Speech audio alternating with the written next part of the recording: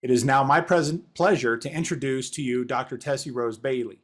Dr. Bailey is a national expert on special education, transition, and MTSS RTI for states and districts through the National Center on Intensive Intervention and the National Center for Systemic Improvement. She is the principal consultant for the National Center on Intensive Intervention and director of the Center of the Multi-Tiered Systems of Support.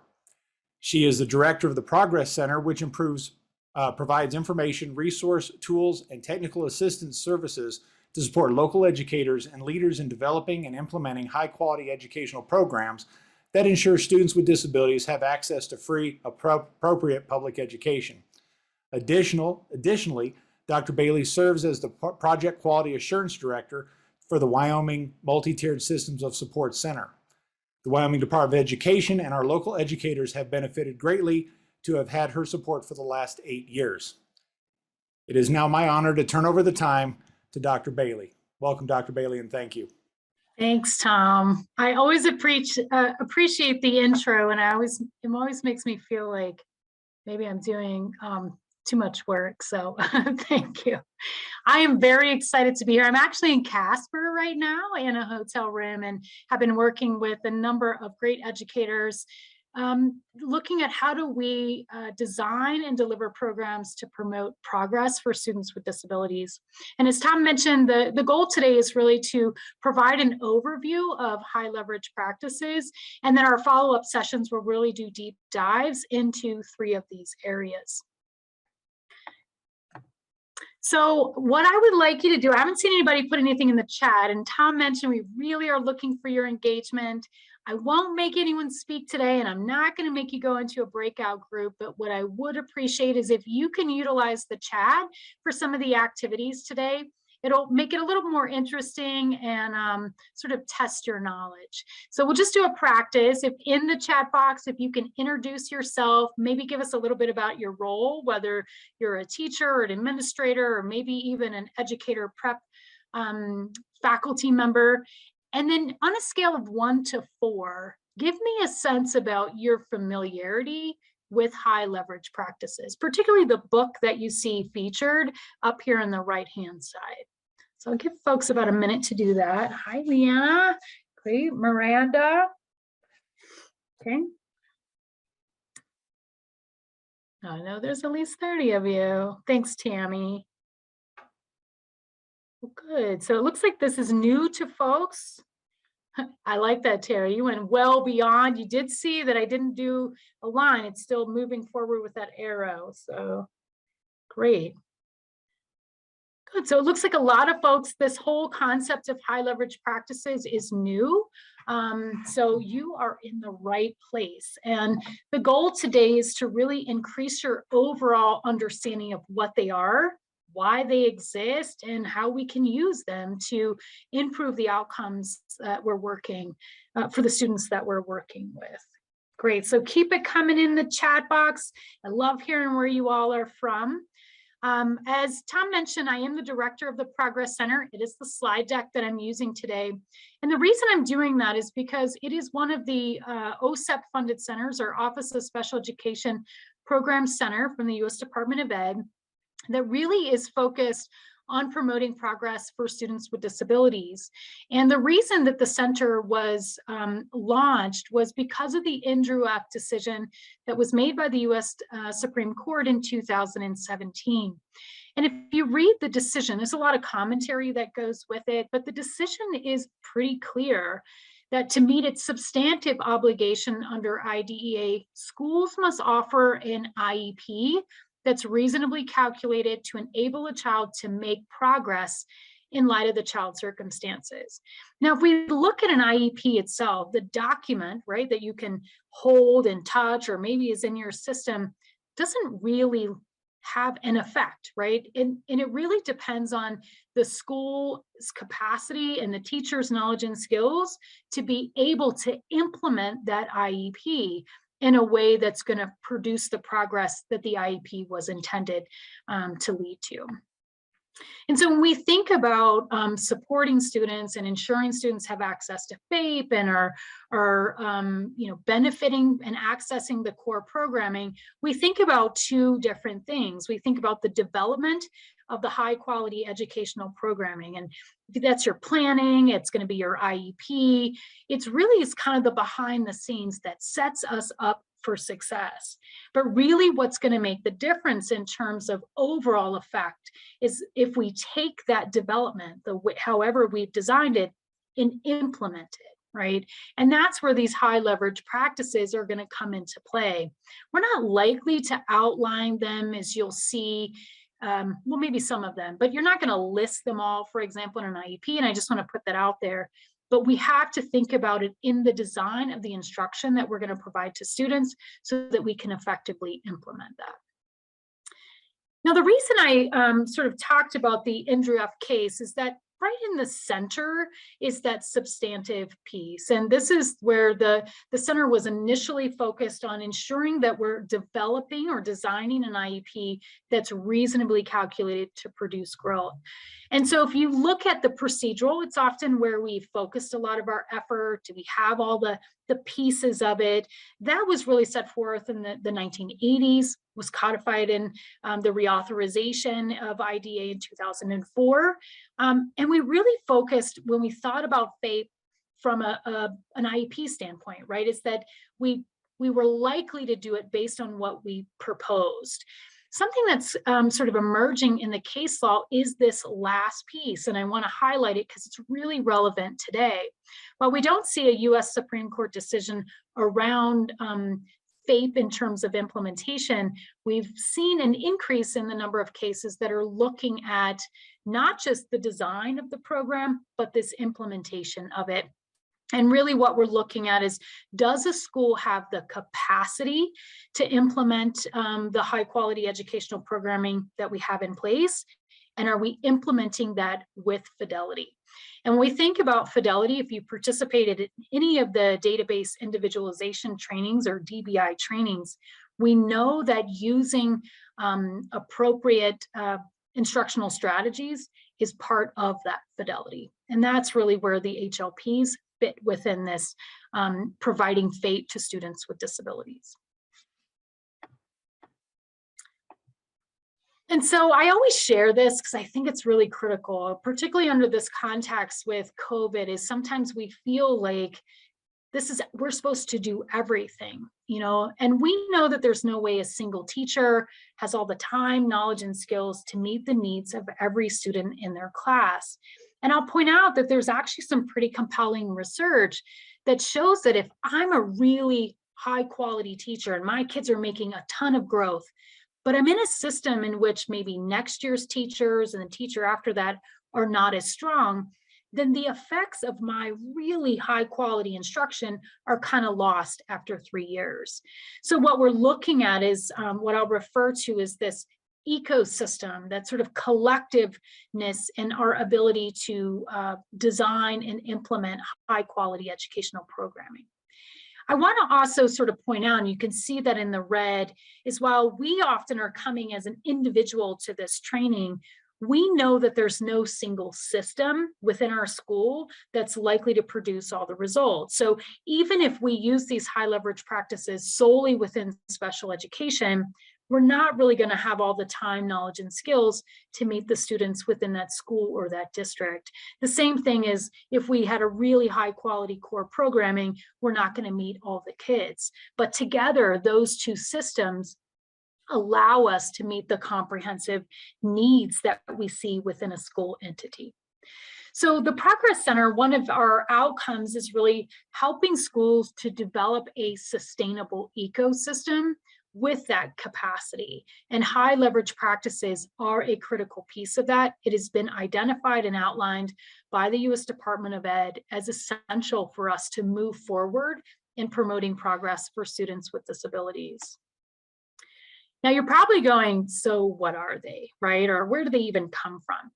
So I'm going to start out with the origins of high leverage practices. And it's really critical because we sometimes assume that something came to us with a certain purpose or in a certain way. And as a result, we use them in a way in which they were not intended. So I'm going to share those origins and how we got to where we are. And then I'm going to provide an overview of those specific practices that have been identified over the last 7 or 8 years. And then in closing, I want to make sure that I share, in preparation for our more deep dive high leverage practices, 6 of those, primarily 5, but definitely I'm going to talk about a 6th one that have been found to be not only high leverage, but evidence-based, meaning you're going to get big bangs for your buck if that's what you're going to focus on. And the reason I'm going to do that is because as we move through today's session, it'll kind of seem like a lot, like there's a whole lot of practices and you haven't had professional learning in these and there's a lot of things happening. So we've got to narrow our focus to be able to do something that's feasible. And so I'm going to share what are those sort of quick wins or the things that are likely to get us results that we can do right now as we're starting to build our capacity to be able to use these practices across our school day and across our students. And of course, I'm going to share a lot of free resources.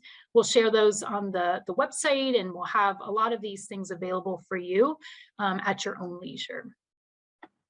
All right, so I will say I'm going to hope that you use the chat box. So get it open. You'll see that it's right at the top. All you're going to need to do is put in a number from 1 to 4. So it's a really low lift. We're not evaluating, we're not judging, but it kind of gives us this opportunity to sort of engage in the content in a way the best that we can in a virtual setting. All right, you ready for the origin story? I've been watching a lot of superhero movies, so that's where this is coming from. All right, so I'm going to give you 30 seconds to really think about it. If you're one of those who wants to quickly search it, feel free to do that. But I'll present the question, and then all you need to do in the chat box is write the number in which you think is associated with the correct answer. So this first one's a little tricky, and I want you to think about what you know about the high leverage practices. A lot of you said no, but if you think about the term itself, where might that come from? Okay, so where do you think high leverage practices got their start? I need a little Jeopardy music. So I see some responses. I got some 1s and 2s, 4s, a lot of 1s. Yeah, so a lot of the 1s and 4s, a couple of 2s. All right. Oh, I love that, Miranda. We're actually going to get to that. What the heck is cedar? And it's actually cedar, which is kind of one of those things. Thanks, Miranda. Maybe 5. Awesome. Interestingly, nobody got the right answer. It actually came out of the University of Michigan. And this is really interesting because the University of Michigan is not often associated with what we will be talking about today from the high leverage practices. But it actually started there almost, I would say 10 years ago, is starting this sort of focus on this idea of high leverage practices. Now you're probably going, well, what the heck was the University of Michigan doing? So let's take a moment and look at these 4 options. If you think about a university was talking about high leverage practices, what do you think sort of prompted some of their focus on those? And you can just put your chat in there. What number you think it's 1, 2, 3, or 4? Was it a request from the department really to clarify the skills necessary for licensure? Was it local districts saying, look, we really need to narrow our instructional focus so we can be more thoughtful? Do we need to create an observation tool for administrators? Or did we need to identify what graduates, what were the skills they need to graduate with? So I see a lot of folks, a lot of 2s, some 4s. We've got some savvy people on here. Thanks, Teresa. Not so sure, but I will say you have one of your responses is correct. Yeah, so that's the thing, is sometimes when things are sort of coming out of the woodworks, is there has to be some rationale. And what happened is the University of Michigan along with other faculty across other institutions in the state, said, gosh, we've got to be more clear about what are the skills that we should be teaching in our educator prep programs. And so they came together and they were looking to identify those critical skills that were necessary for them to include in their coursework, that were necessary for the practicum, so that when teachers were entering into school district, they had what was perceived by the local districts as the knowledge and skills necessary to be a successful novice teacher, right? Now, we assume that educator prep programs can't teach everything.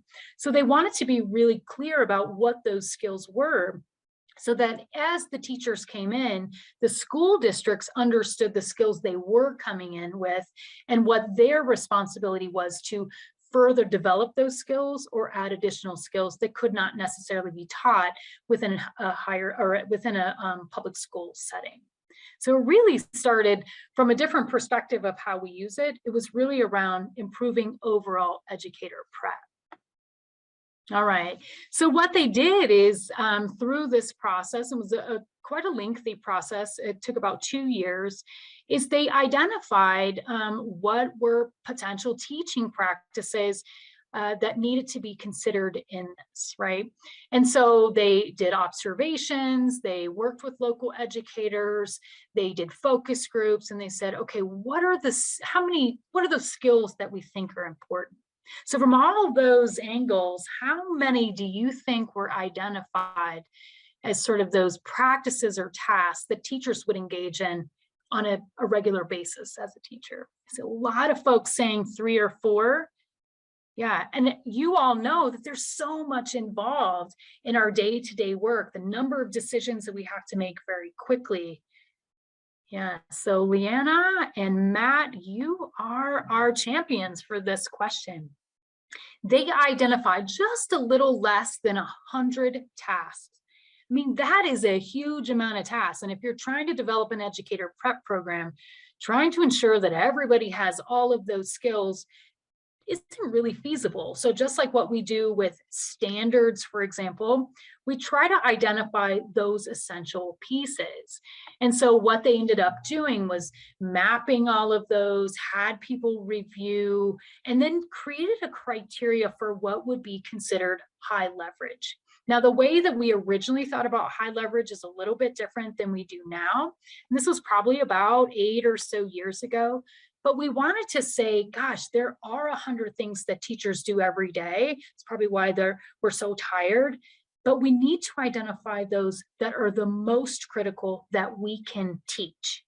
And I think that part is really critical, because if I can't teach you that skill, then it's not going to be part of my educator prep program. So that thinking about these practices and tasks for their use within educator prep is what led to the initial selection of the practices that we see. And that's important to just sort of be aware of. Now, once they had that 100, they engaged in this process. It took about a year or so, back and forth. They ended up with a finite number, a set number of practices. And so how many do you think, and you can just put your number in the chat, let me put a little line so I can separate when we switched, right? So based on those initial 100 in this process, they came up with a certain number of high leverage practices. So how many do you think they initially came up with out of those 100? So Catherine says 2, Matt's got a 4. A lot of folks say 2 and 4. Yeah, in reality, they came up with 19 practices. And I'm gonna give you an opportunity to check them out, because these practices were identified and then shared within. So once they were identified, that they were field tested, they got feedback from stakeholders, they sort of went nationally in a sense to say, yeah, based on our findings, what we're finding is these are the 19 high leverage practices that educators are saying are essential for them to be a teacher versus someone who's not really a teacher, like a trained teacher. And so I will say that they're continually updated, or at least they consistently review those to make sure that those 19 practices are still in line with the evidence or best practices, but they haven't really changed in a long time. And so I'm gonna bring you over to the website, and please tell me if you cannot see that. So Teaching Works is really where they started to sort of come together and say, gosh, we've got to really be clear about what these practices are. We have to be able to communicate them. So Teaching Works is it's a free website. It's run by the University of Michigan. And they were the ones who initially identified these high leverage practices. Now, something that's a little different than what we're going to talk about in the second half is these practices were not unique to students with disabilities. These were the practices that were identified as being essential to teaching in general. Whether you were a speech and language pathologist or you were a general ed teacher, it didn't really matter. These were the 19 high leverage practices. Now, I put the link in the chat box in case you want to go to, and I'm going to give you a little bit of time to check it out. But what you'll see is that a lot of these are very sort of discrete practices. How to lead a group discussion, how to implement organizational routines, coordinating and adjusting instruction during a lesson, that data prior to the lesson, right? So it sort of looked at this job as a teacher. What does it really take? And these were the 19 practices that were collectively agreed upon as being those essential practices. Get us back. Now, what made them high leverage, based on their sort of original identification, was that they were the fundamentals of teaching. In order for instruction and teaching to occur, these are the things that were agreed upon were necessary. The other thing that sort of gets that definition of high leverage is that they are used constantly and are critical to the success, right? So in that initial 100, there were a lot of things that maybe you did a couple times a year, or maybe you did a lot, but were not really critical. They're kind of like value adds. They wanted to tease out to find what were those that were the most essential. The other thing is they were central to both the academic as well as the social, emotional, and behavioral supports of student. So they were intended to look at the whole child. And that was sort of an iteration that came a little bit later. Initially, they focused on academics. And then as they became more clear about what was necessary to be an effective teacher, recognizing that we couldn't do academic instruction absent of social, emotional, and behavioral supports. The other thing that sort of got us that term of high leverage is that they can be used across subject areas. They can be used across grade spans from pre-K all the way to educator prep. And remember, they were designed for educator prep and how we teach and what we teach, but they were also for teachers to take those skills and implement them as they worked with their students. The other things is they were sort of context independent, right? Like you could be a speech and language pathologist. Yeah. So interesting words. And Miranda, I just want to point out, is fundamental, consistently, critical, central. Yeah, it's those words. And so Miranda, I'm curious about some of your thinking is that, you know, this term high leverage, I put banking at the beginning. Prior to the use of high leverage, it was really only used within banking. And it's not that they stole the term from banking, but it was kind of this ways to think about what were those critical skills that distinguish teacher. We are experts, we are specialists. We have this critical set of skills that allow us to successfully teach students across grade spans and content area. And Miranda, feel free, if folks want to go off mute, I think we can do that. Well, just that it makes it clear that they are necessary, what cannot be missing. And so what must be part of, that is correct, yeah. And so that's where, you know, if we just said there were 100, that becomes overwhelming and we can't really do it. So narrowing it down to those 19 practices was really an essential part of them being high leverage, as you say.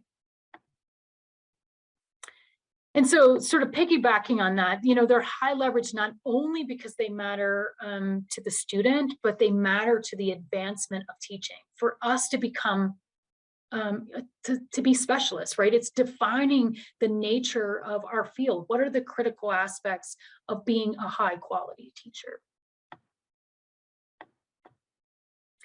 So as you look at the website and sometimes we use things like evidence-based practices, or we talk about curriculum. Before we get started, I just want to clarify the difference between those two. So we're going to talk about high leverage practices, and you'll have an opportunity to look at some of the original practices that all teachers, regardless of who they work with, would be using. We sometimes hear high leverage content, but sometimes it's curriculum. It could be a different types of terms. These are the content that we know are critical for the success in a particular domain. So for example, in literacy, we know it's phonics, or alphabetic principle, phonemic awareness, comprehension, fluency, vocabulary.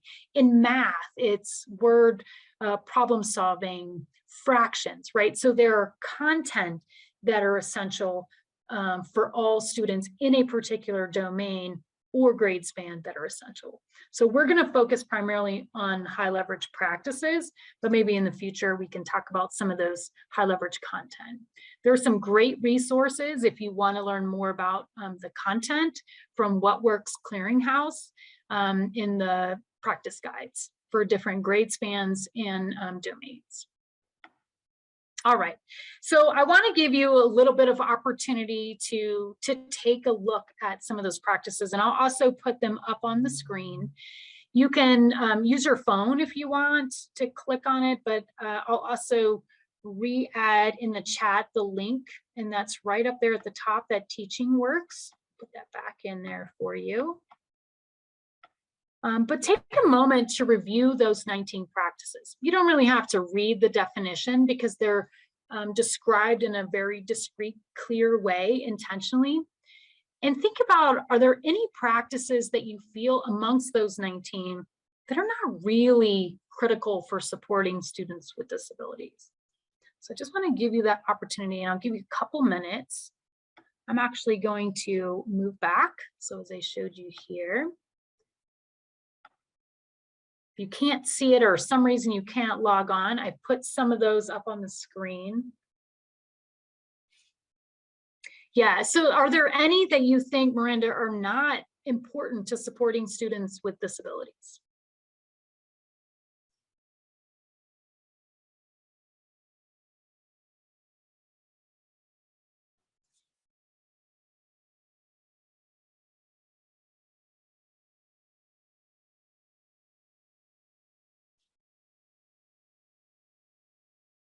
I'll move these up just a little bit for you.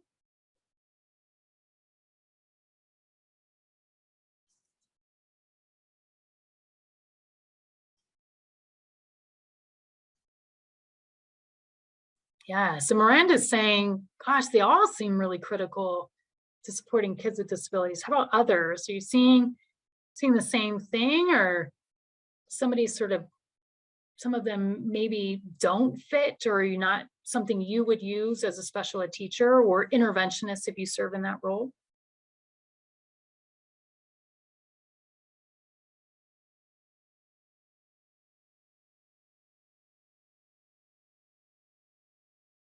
Not seeing any. So Miranda, I'm assuming everyone agrees with you. And that's really where they said it's also sort of student agnostic, right? That these practices, regardless of the kids that we work with, are essential for success. Now, if we think about the development and implementation of high quality educational programming, as special educators, we often think we are the ones who are responsible for that growth. But remember, special education, the purpose of it is to ensure that students have access and involvement in the general education curriculum. So we want to make sure that they have high quality education in core programming. So Matt's saying, that number 17, interpreting results and routines, it may not look very differently. And Matt, you are sort of hitting on some of this. Is every kid should have access to these particular practices. It's sort of the essence of high quality core programming. We know that 95% of students across the country with disabilities receive at least some of their instruction in a general education classroom, 95%. So if our core general ed teachers are using these practices, we're ensuring that part of that ecosystem is giving them the best opportunity for access and success in the general education curriculum. In Wyoming, 70.1% of students with disabilities receive 80% or more of their instruction or their core day in general education. So if we have general education using these practices while we simultaneously are using them, then we're likely to see an overall high quality program that's being provided to the student. Now, I share this is because we often refer to these practices as general high leverage practices. And it's not to say they're for general ed per se, so I want to make that really clear, but we often see them as those practices that all teachers should be using and that students with disabilities being served in general education would have access to. And so when we look at those practices, you think about your role as a special education teacher, you're likely going to be able to use them, but kind of like what you were saying, Matt, is we might need to intensify them a little bit. And that's what actually led to the identification of high leverage practices that were unique to special ed. They were not designed to replace those general high leverage practices that I just talked about, but they were meant to provide an intensification of a lot of those practices so that we could design and deliver specially designed instruction for students with disabilities. So I just wanted to make sure that you understood the origin, that it's not a if then, like kids with disabilities only get these practices and everybody else gets these. In reality, everybody gets the general practices, and students with disabilities, and even those who may not yet be identified, are getting access to these high leverage practices that have been shown to be highly effective for students with disabilities. So we're all right, I guess. So I'd mentioned this book before, and you can actually download this book, and I'll show you where on the main website for free. The high leverage practices were identified in the same sort of realm of how we identified the general practices. So in the University of Michigan, it was a lot of general ed faculty trying to understand, what does it mean to be a high quality instructor, right? A high quality teacher. So they identified those practices. And then they did the same for what does it mean to be a well-trained special education teacher. And that's where we started to see some of those practices emerge. Sorry, my little video is on the side, so I'm trying to move it out of my way. So if you see the team of experts did it, they tried to use the same sort of approach that we saw, and they were similar to the HLPs, right? But they didn't really take a one-for-one, is that they almost sort of stepped back, assuming that the general practices were there, that that's what kids would have access, all kids would have access to, and then kind of did a separate model to say, but what does it mean to be a highly effective special ed teacher? So the HLPs that were identified, and that's where we're going to spend our time, both in this session and in the next 3 sessions, were based on expert recommendations and practical and ethical considerations. What was a little different than general education is there was a federal law in place that sort of outlined some of the required things necessary for a special education teacher to be highly effective. And so there was a little bit more research that came into play with the identification of these than you would say with the general practices that you saw before. The original practices were not done through, let's say, a meta-analysis or a review of research. They were based on what they were seeing in observation, as well as teacher report and feedback from focus groups. So assuming there were 19 general practices that were identified through the initial sort of efforts over the last 10 years, how many HLPs do you think were identified specific for special education. So you can use your chat box. Do you think it was 16, 19, the same amount, or maybe a little bit more? So Miranda's got 19. Yeah, a lot of folks saying 19. Yeah, Matt saying we've got about 16. All right, looks like you have general consensus between 19 and 16, but in reality, it was 22.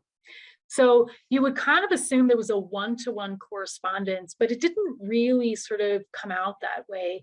If they looked at all the practices, just like before, identified 100 plus practices and narrowed it down to these 22 high leverage practices that were relevant for special education. So kind of taking the same approach. And what was a little bit different with the practices that were identified for special education is they categorize them. So that if you look at what we see, for example, in the teaching works identification of high leverage practices, they're just listed, right? There are 19 listed practices. They're not really chunked in any sort of order. They're sort of, and they did that on purpose because they didn't want to say one was better than the other. It's really a collective of all of these practices are really necessary for this delivery of high quality programming. Now, from an educator standpoint or educator prep standpoint, we sometimes have like our assessment class or classes on instruction or maybe our behavior class in our ed prep programs. So you started to see this chunking of some of these behaviors because one type of assessment, HLP is probably really connected to some other ones. So let's sort of put those together. Now I'm going to give you here in a second a link to the site in which you can see these, but I just want to share real quickly what one of these categories might look like. So assessment in special education is really critical. We see it across everything, our evaluations, our IEPs, our monitoring, our IEP goals. So they really had to come together and say, well, what are those high leverage practices that are unique to assessment within special education? And so you'll look here on the left-hand side as they do label them. They start chronologically 1 to 22, where the first 3 are actually one category. This second category of assessment has these 3. So if you take a moment, you can think about your work as a special ed teacher and you're like, yeah, I probably do this on a day-to-day basis. And remember, like what Miranda was pointing out, these high leverage is that there are things that we use consistently. They're part of our day-to-day work. They're not things that we just do with the IEP or not things we just do with the evaluation. It's how we design and deliver the instruction on a day-to-day basis, right? So they're really helpful in us in our design and delivery of specially designed instruction. So if you look at this first one, it's using multiple sources of information to develop a comprehensive understanding of student strengths and needs. Now, from an IEP standpoint, you're probably like, yeah, we do that as part of the present levels of academic achievement and functional performance. But that's not really the only place we do it. In order for us to provide individualized instruction on a day-to-day basis, we need to fully understand the student's needs and strengths. And those evolve and change over time. So a special education teacher, when we support students with disabilities, we're constantly using multiple forms of data, which include academic, social, emotional, behavioral, attendance, any type of data that allows us to understand the unique needs of the student as well as their current circumstances. Now, the 5th HLP, you'll see that we're looking at the interpretation and communication of assessment. You don't really see that communication piece in the general high leverage practices. But the reason it was added is because a major piece of special education is the engagement of parents, right? And we want to ensure that special educators can not only interpret the data for their own purposes of instructional design and delivery, but can communicate that data both to the family, to the student, and to other educators. And so that's why you see it as a high leverage practice. It's something we do on a regular basis, not just on our quarterly reports for, our IEP progress reports, or when we're, meeting with parents at the parent-teacher conference. It's a day-to-day thing that we do. And finally, the HLP6 is we use that student assessment data, analyze instructional practices, and make adjustments. If you're familiar with the database individualization, that's really the sort of process, right? Is we're consistently using data, we're evaluating if this individualized instruction is working for the student, and then if it's not, we make these adaptations based on that data to ensure that what we're providing meets the unique needs of the kid, and that evolves as well over time. So they took all of those assessment practices, everything. You think about like how much assessment course you probably took in special education. It was a lot, maybe a couple of courses, but it really boils down to these 3 high leverage. And we're going to do a whole session, sort of deep dive into what does it really mean. Now you can click on it, and I'm going to show you, take you over there and give you an opportunity to check it out. But if you just use your iPhone camera, it'll take you right to the site itself. But when we think about the assessment HLPs, it's not just listing them and labeling. It's kind of like the first step, but we have to really define that practice if we want to implement it. And one of the things about high leverage practices, when they initially identified them, is if they could not define the practice so that it could be measurable, in terms of observation, then it couldn't really be a high leverage practice. So you'll see a really explicit definition.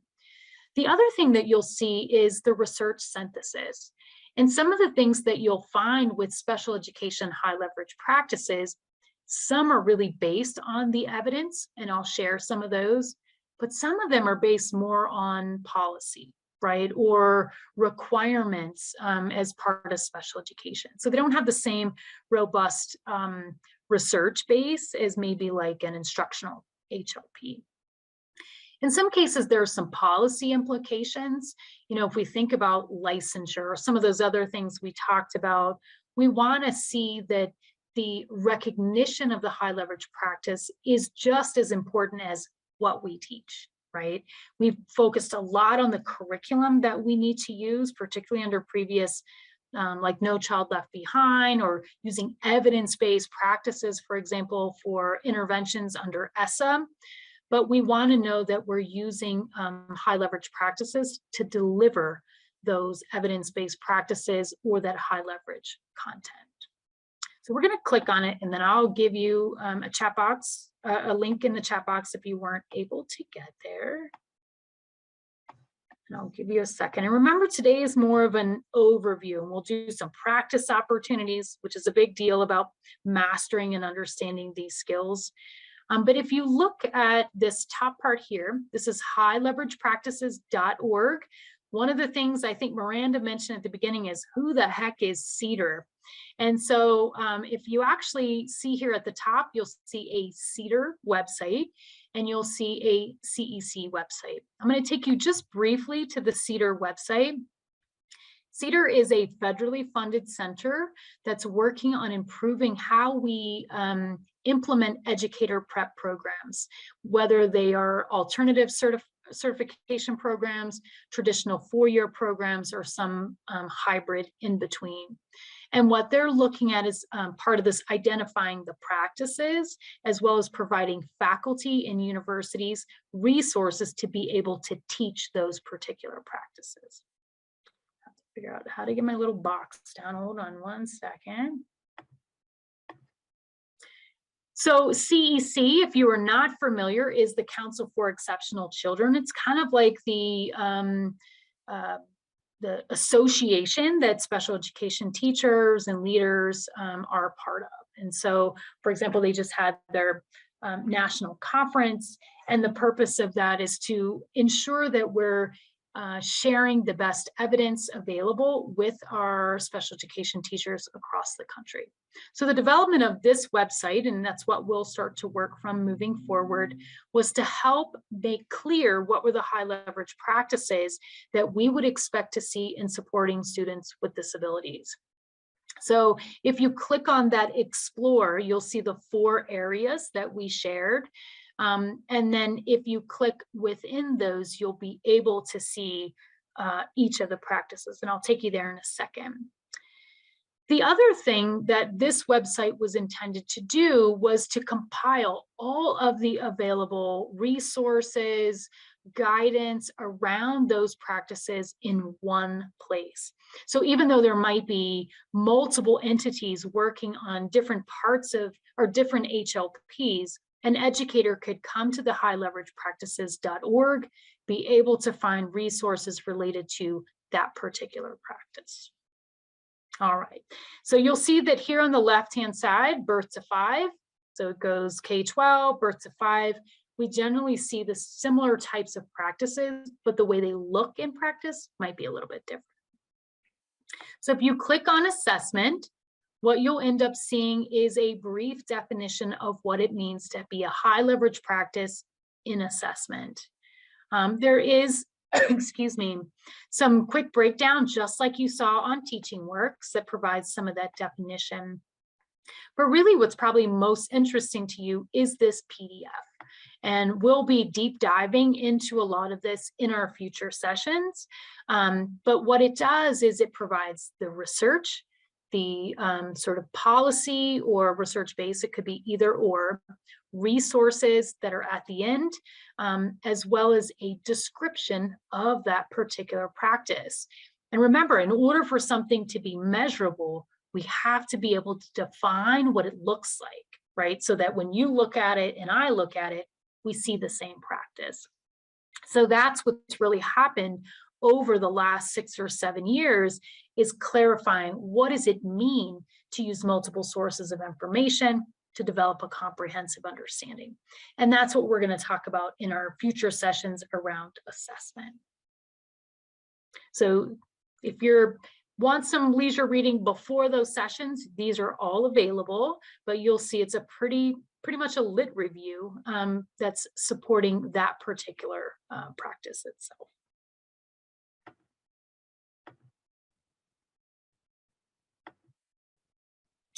So we'll view some other areas, and I'll give you an opportunity to look specifically at the instruction, and you'll understand why here in a second. But we're going to look really quickly at collaboration and social and emotional. We're going to have a whole session on assessment and a whole session on social emotional, as well as instruction. So don't worry if you don't get to see everything at this point.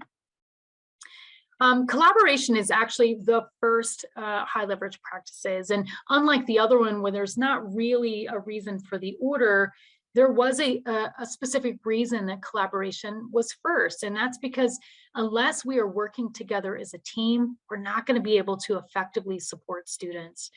Collaborating with other professionals, with families, with other educators within our school, whether it's general ed or special ed or related service providers, is critical for our success in delivering specially designed instruction or special education. So you'll see this idea of collaborating with professionals, organizing and delivering effective meetings, and collaborating with families. Unlike some of the other high leverage practices, we don't really see a huge research evidence base, but they are supported very strongly by policy, particularly under IDEA, as well as best practice in working with families and other educators. Now, under COVID, I mean, and this was sort of come out well before COVID, but under COVID, we've really identified this critical piece of social emotional and behavior within special education. And so this section of these 4 practices that are really critical for special ed are outlined here. If you look at the general practices, you will also see that there's a lot of references to healthy relationships, appropriate behavior, because we know that in general, those are essential for student success. But we know that students with disabilities, and I'll share some of the research for some of these, we have to be very explicit in teaching social behaviors.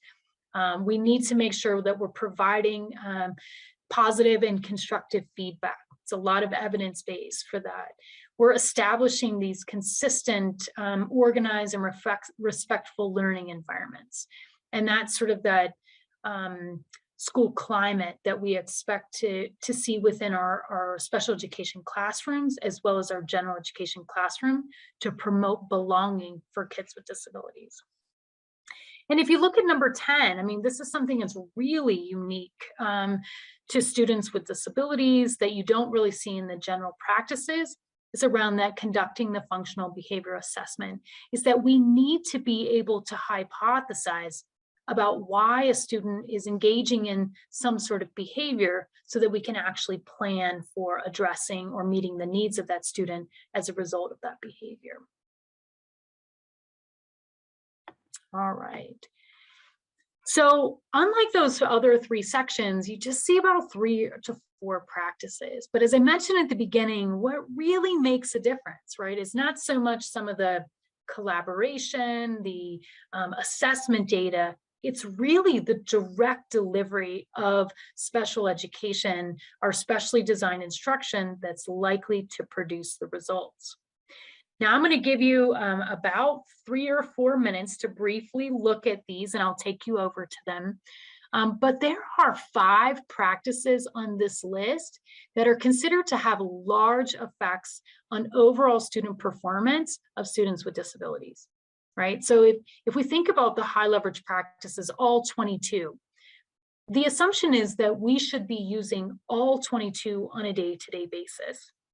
But if we had to prioritize and identify what's most critical right now for us to get the gains that we expect to see, 5 of them come to the surface. So that's what we're going to do right now. And I'm going to bring you back. Hold on.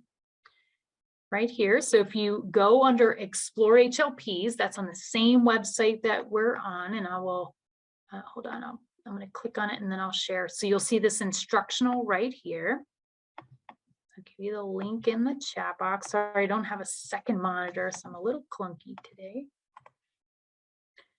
But as you look at this, what you will end up seeing is there's a lot of practices that we would expect to see in the delivery of high quality educational programming related to instruction, right?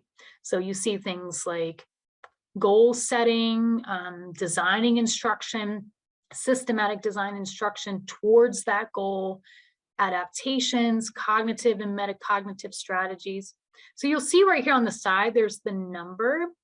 So I just want to give you a second and see if you can identify, based on your understanding of instruction or what's happening in your school, which of those produce the greatest effects, right? I mean, they're almost like super high leverage, okay? And you can just put the number in the chat box, like number 15, or, you know, or just 15 comma, and then just list those as you find it. So I'll keep mine up on the screen as you're looking. If you need a little help accessing it, let me know.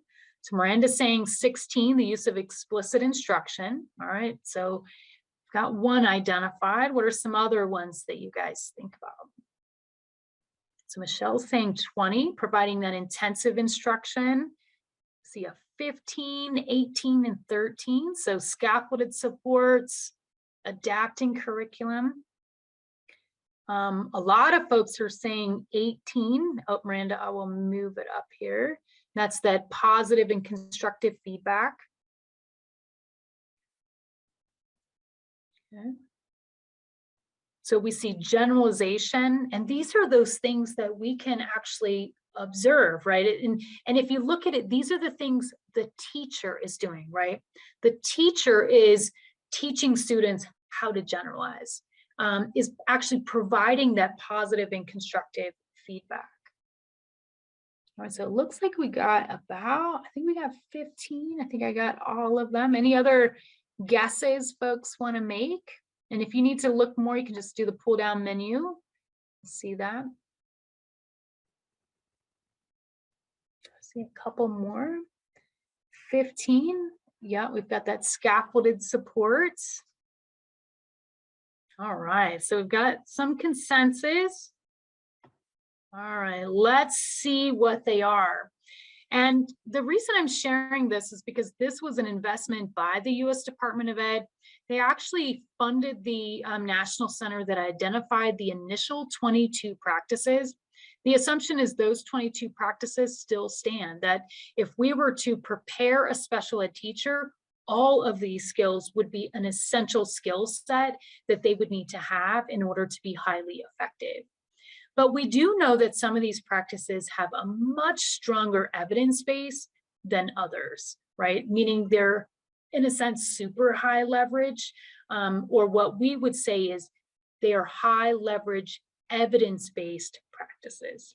So they kind of get like a dual role. Now, the way these were identified is very different than the original high leverage practices were identified, right? So in the first part, they looked at observations, they tried to see what teachers were doing, and then tease out which those were that were perceived as high leverage. Then as that evolved and looking at those practices for teaching students with disabilities, there was an effort to review the evidence base as well as the policy implications, right? But some of them really didn't have a lot of evidence base, but we knew as a field that they were essential for being effective. So the research division of the Council for Exceptional Children, so that's the other partner on this website, funded this group of educators across the country to do a broad scale review of the evidence base. And so they looked at the meta-analyses that exist. So they didn't go to every single study because there's like thousands of them. And Hattie has actually done some of this. So you can tease out some specific evidence base by different research studies. But what they ended up doing was looking at studies that summarize the evidence base. So it actually made it a lot quicker and a lot more robust. They found 75 meta-analyses covering the 22 practices that we saw. And then they did a comprehensive review that looked at various patterns, like, you know, were they in special education? Were they with reading or math or secondary? Did they do it just with certain types of disability categories to really help us understand? Like when we say special education, if you look at the Act, we're looking at almost like pre-K up to 26 across, you know, 13 disability categories and, you know, a variety of contexts, private school, charter schools, and public schools. So we really need to understand, are they only high leverage in certain contexts, or are they really high leverage? So the review was actually published, and I can share that link with you, and we'll continue to work with these as we get into the deeper dives. But what you see here is kind of a look. So if you look at your chat box, and some people said like 15, 16, 18, 13. I just put the numbers on the screen, but I'll clarify what they are here in a second. But based on that review of the meta-analyses, there were 6 practices that really arose to the top, both in terms of the amount or strength of the evidence, as well as both the amount, meaning there were a lot of studies, we had broad generalization, as well as the strength of the evidence that we saw there, right? So we have this, and I have to move my little thing right here, HLP 9, which actually doesn't fall under the instruction, and I'll talk about that one there in a second, but from 12, 14, 16, 19, and 20 are those that sort of emerged as having the strongest evidence base. And so to really understand what that means, right? Because if we average or put it all together, then we say, oh yeah, there's a ton of evidence base. But in some cases, and you can kind of see this if you look at that HLP 9 at the bottom, and it may be really small, and I'll make it bigger on the next slide. But HLP 9 is around teaching social behavior. There are a lot of studies that demonstrate a strong effect for students with disabilities. But what we really wanted to understand, or the authors wanted to understand, is, well, was it for just kids with autism, or maybe it was just for kids with emotional or behavioral disabilities? Because in order for it to really be high leverage in special education, it has to have evidence of impact across the grade spans, as well as disability categories. So while we do see a lot of the research, for example, teaching social behaviors related to students who are identified as students with autism, there's evidence across multiple needs that we see.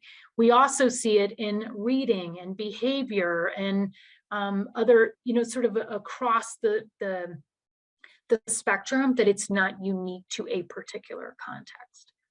Now, if you look at it, the instructional ones, so those are the 5 that you just looked at, what you'll see is we see a pretty significant broad implications. And I want to say the first one that Miranda pointed out was explicit instruction. So the darker the boxes, the more evidence there was for that particular practice. But what you'll see is that it's across multiple disability categories, so the needs, as well as reading, behavior, math, right? So we're seeing these not just within a particular population. And that allows us to be more confident as a special ed teacher, is that I don't have to do one practice for this group. I can actually have a core set of practices that allow me to be highly effective across different types of students. Same thing here, is you'll see providing intensive instruction. That was one that was identified by a lot of you. And that one actually has some of the most significant evidence in terms of benefiting students. And you can see that there is evidence across all disability categories for the use of intensive instruction, and across all of the domains, except for writing. There's not a lot of writing studies across multiple domains. Indicating that if we are to pick a practice, this one's going to be our biggest bang for our buck. And that explains why the department is really focused on things like database individualization, which are validated approaches to providing intensive instruction. So just a couple of things here is, if you look at those studies, out of them, similar to what we're finding is that a lot of the evidence really is at the elementary grade spans. We make assumptions that a high leverage practice is relevant. There is evidence that exists within the research, but it's not as strong at the secondary level. And so there's likely to be some emerging research or to help us clarify that or confirm it. It's not that there's evidence that says it's not. We just don't have the same amount of evidence in secondary education in general, but especially in this particular area. The other thing is, we know that we really need a lot more research evidence for kids in that middle school and that high school arena. Several of the HLPs that you did see, so if you look back, right down here, I was talking about that 1, 2, and 3. There's no research evidence really for 2 of those, HLP 2 and 3, and then just a couple of studies for HLP 1. The field, the experts generally agree that even though there isn't the same robust evidence base that you might see for the instructional HLPs, it doesn't mean we're not supposed to do that. These practices, particularly that you see from HLP 1 to HLP 6, have strong support within policy, federal policy, as well as your state policy for implementing those practices as a special education teacher. So it's not that we're saying, oh, there's no evidence, we should get rid of them. What it means is why we do them is a little bit different, right? It's a lot easier to look at evidence for instructional effects than it is for collaborating, for example. And so there are some of those HLPs that had large amounts of evidence. That's where the department has identified these 6 practices that I will share. And it's not to say that we should only do these 6, but if we're sort of having to prioritize where we focus our efforts, these 6 are likely to give us the biggest bang for our buck. And so I'm going to share some guidance that is coming out around these 6 practices that will be infused throughout some of our future sessions. But just something to think about is, when we get into evidence base for a high leverage practice, it kind of goes beyond the assumption about a high leverage practice. Remember, a high leverage is domain agnostic, grade span agnostic. When we start to get into evidence base, like those studies that you just saw, they tested that practice in a particular domain, right? So whether it was literacy or math or behavior. And so that's what allows us to see it having some effect. But as a result, you'll also see on that chart that some of those studies had a lot of evidence about that practice in academics and not necessarily behavior, or vice versa. So just keeping that in mind is that there's no perfect practice, but it's the collection of these practices that allow us to be highly effective. All right, so as you saw, and you can chat in the chat box, kudos to you all. Thank you so much for participating. But I think you're right on. And if you think about the way that they are presented, they actually moved away from, for example, explicit instruction to delivery of instruction, because the assumption is kids who are students with disabilities need access to instruction that is delivered in an explicit way, right? They're getting some of maybe that more constructivist approach within their core programming, but special education, the evidence is quite strong that explicit instruction is necessary. You will notice that 5 of the top 6 practices are unique to our delivery of instruction or specially designed instruction. So when we think about the design of it, what we're looking at is this sort of use of data, and I'll share what that looks like here on the right-hand side, is our use of data to really think about the instructional design, delivery, and intensification process. And so instead of just saying, do these discrete practices, which can be kind of cumbersome and a little disjointed, the field has sort of come together and said, yeah, those 6 practices give us the biggest bang for our buck, but we have to orient it in a way that allows us to utilize these high leverage practices for the greatest effect. And so if you look at it's all based on data, which really is its own high leverage practice in a sense, because we can't do instruction absent of data. And we wanted to make that clear, right? That you couldn't just deliver systematic instruction and all things are good. It's the systematic instruction in combination with explicit instruction, in combination with intensive instruction, that really supports kids with disabilities. So that's where we see the cycle of plan, implement, review, and intensify. And that's where the high leverage practices are sort of oriented, regardless of which practice you're looking at implementing. And I'll just give you an example, and feel free to put some comments or any sort of thoughts or questions in the chat box. But for example, we can't really deliver, we can't provide explicit instruction unless we planned for it, right? And that's where that systematically planning for instruction is so critical. The goal setting that's necessary, clarifying where we're going, is part of this collection of high leverage practices that allow us to effectively plan, right? Use of data, collaboration, all of those things that you saw there, some of them are really uniquely situated to allow us to effectively plan.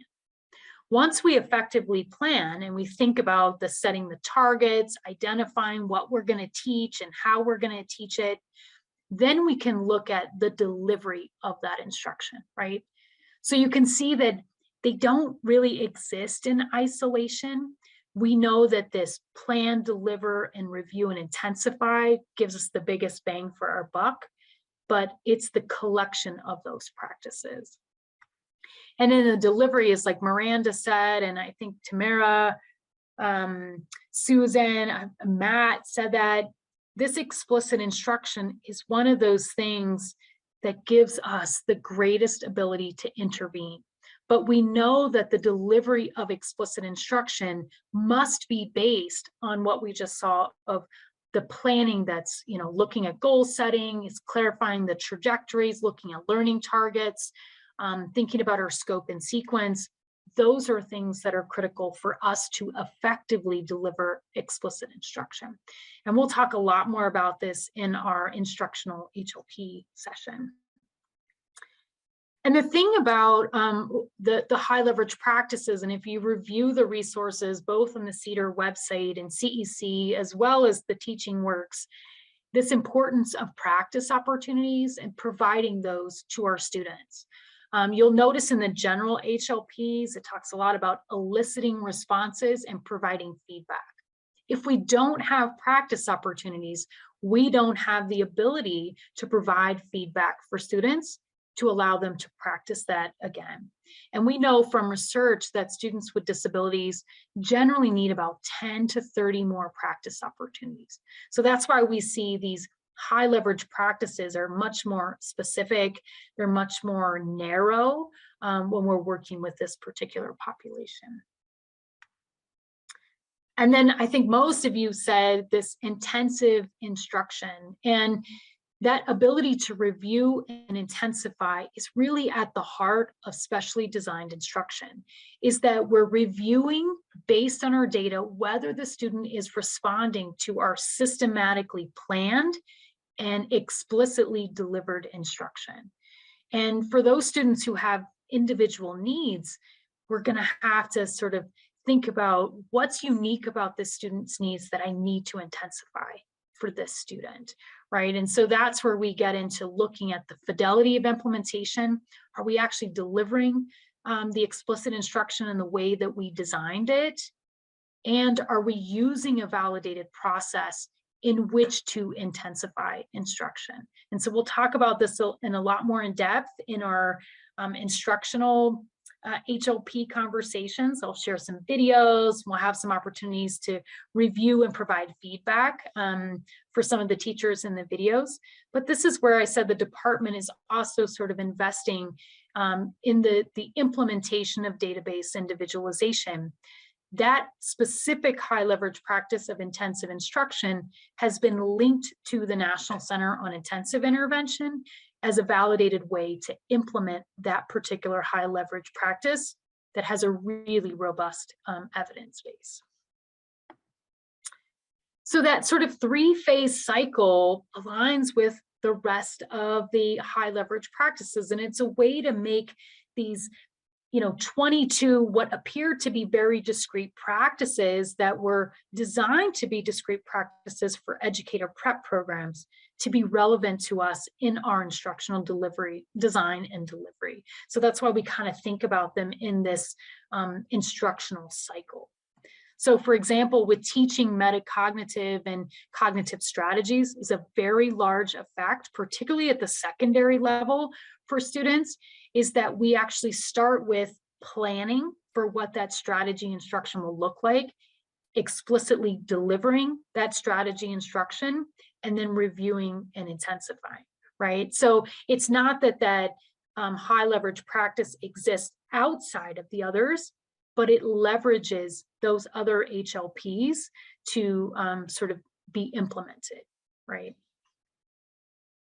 And so some examples of strategies that we think about from a delivery standpoint, or what we plan for, right, is if we're going to plan for strategy instruction, we have to identify the executive functioning area of concern, select the strategy that we're going to teach and how we're going to teach it, and then we implement it, right? So it's not a specific strategy.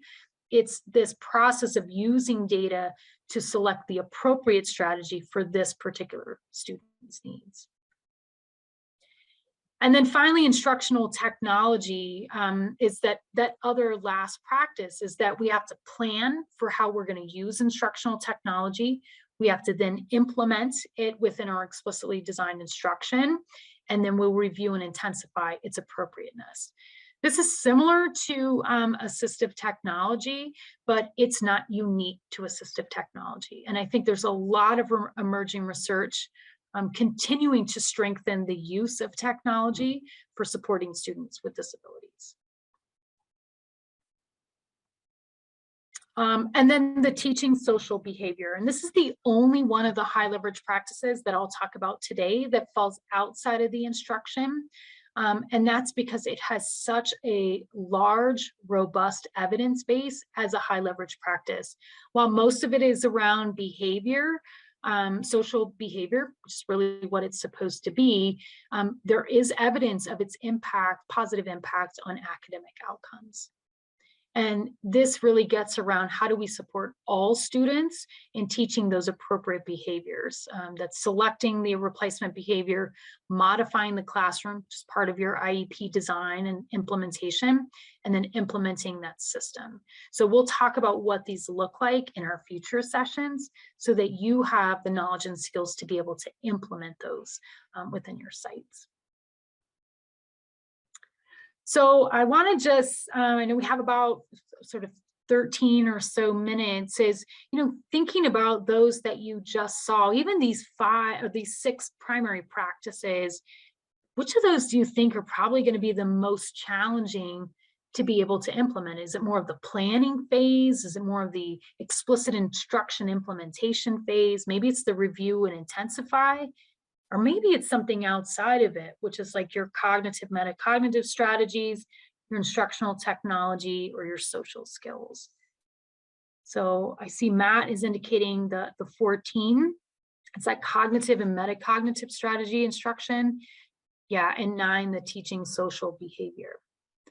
What's super interesting is there's a lot of evidence for the use of these. Like, we often think about, especially design instruction, as teaching content, right? That we talked about at the beginning, high leverage content, but strategies are essential for students' success within general education and special ed. So I see the instructional technology is also mentioning a lot of 14s.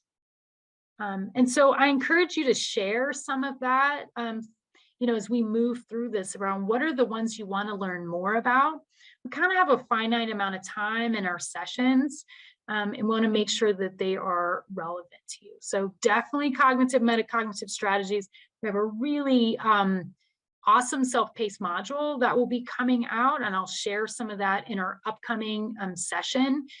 But just know that what I share in these sessions is there's a lot more that's available if you'd like to do some deeper dives. All right, so I want to make sure we have time for closing and next steps. And I think this may be Tom who's sharing this, but we sort of organize these sessions around those chunks, right? There was the assessment, the instruction, and the social emotional. And the reason that we selected those instead of the collaboration is because of the evidence base that I shared today. And I will, as you're doing this and Tom is closing up, is it based on what you read, both in the general HLP practices and the ones that you saw on the highleveragepractices.org website, which are the ones that you really want to learn a lot more about, right? I mean, there's 22. So if we had to prioritize, is it the 6 that we shared today? Were there some that were not among that 6 that you think are really critical to the success?